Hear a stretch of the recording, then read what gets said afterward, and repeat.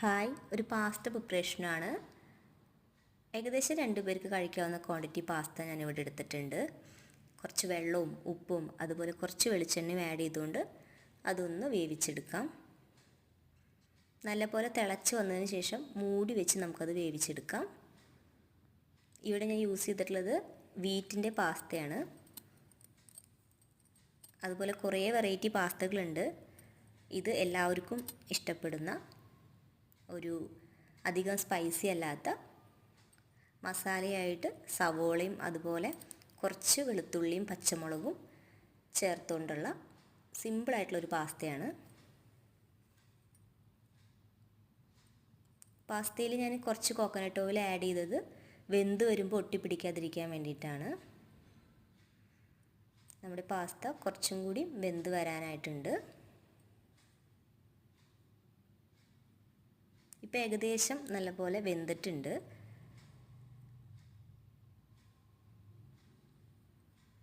നമുക്ക് ഈ സമയം നമ്മുടെ മസാല സെറ്റ് ചെയ്യാം. അതിനായിട്ട് ഞാൻ ചട്ടി അടുപ്പത്ത് വെച്ച് കുറച്ച് കോക്കനട്ട് ഓയിലും അതുപോലെ സവോളയും ആഡ് ചെയ്തുകൊണ്ട് അതൊന്ന് വാട്ടിയെടുക്കുകയാണ്.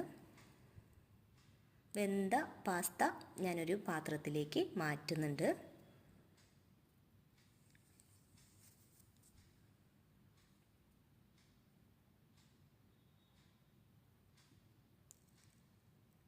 നമ്മുടെ സവോള വാടി വന്നിട്ടുണ്ട്. അതിലേക്ക് പച്ചമുളകും അതുപോലെ വെളുത്തുള്ളിയും ആഡ് ചെയ്ത് കൊടുക്കാം. എന്നിട്ട് നല്ലപോലെ വാട്ടിയെടുക്കാം.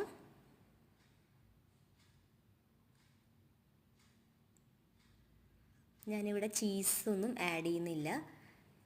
കുറച്ച് ടൊമാറ്റോ സോസും അതുപോലെ നമ്മുടെ ഗ്രീൻ ചില്ലി സോസും കുറച്ച് സോയാ സോസും ആഡ് ചെയ്യുന്നുണ്ട്. നമ്മുടെ സവോളയും പച്ചമുളകും വെളുത്തുള്ളി നല്ലപോലെ വാടി വന്നിട്ടുണ്ട്. ഇതിലേക്ക് ഞാൻ കുറച്ച് ബ്ലാക്ക് പെപ്പർ ആഡ് ചെയ്യുന്നുണ്ട്. ഒരു എഗ്ഗും പൊട്ടിച്ചൊഴിക്കുന്നുണ്ട്. നല്ലപോലെ എഗ്ഗൊന്ന് മിക്സായി വരുന്നു. അതിന് ശേഷം ഞാൻ ഇതിലേക്ക് പാസ്ത ആഡ് ചെയ്യാണ്. നല്ല ഡ്രൈ ആയിട്ടുള്ള പാസ്ത ഇവിടെ റെഡി ആയിട്ടുണ്ട്. ഇനി അതിലേക്ക് കുറച്ച് ചില്ലി സോസും അതുപോലെ കുറച്ച് ടൊമാറ്റോ സോസും കുറച്ച് സോയാ സോസും ആഡ് ചെയ്യുന്നു. നല്ലപോലെ മിക്സ് ചെയ്ത് കഴിഞ്ഞാൽ നമ്മുടെ ഫൈനൽ റിസൾട്ട് ആയി.